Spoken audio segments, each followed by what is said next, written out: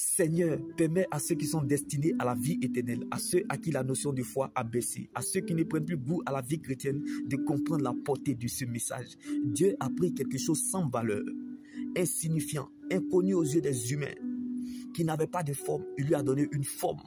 David a appris à être rejeté, abandonné de tous, oublié par les siens, méprisé par les proches, soustrait et régné par la société.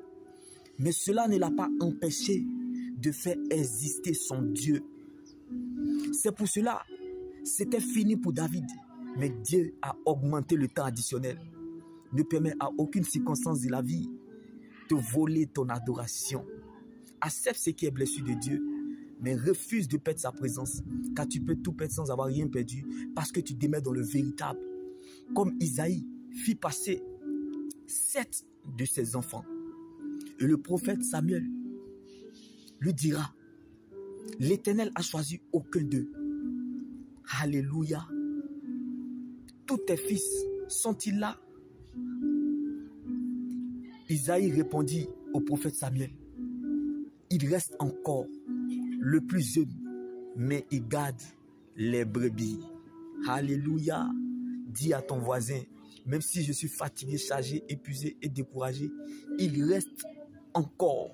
J'aimerais dire à quelqu'un qui traverse des épreuves très difficiles depuis longtemps, c'est parce que ton exaucement a de la valeur.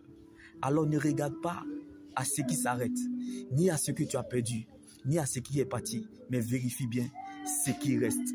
Car Dieu commence toujours avec le reste. David était le 8e fils de Ressé, est consacré par onction,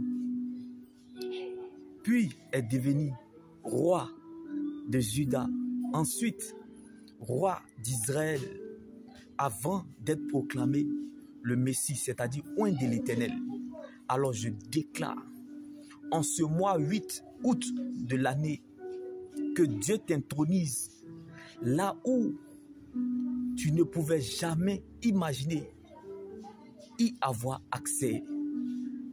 Dans le nom puissant de Jésus, Dieu n'arrangera pas, mais il s'arrangera, non pas parce que tu as raison, mais parce que tu es sa raison, comme c'était fini pour David. Mais Dieu a augmenté le temps additionnel.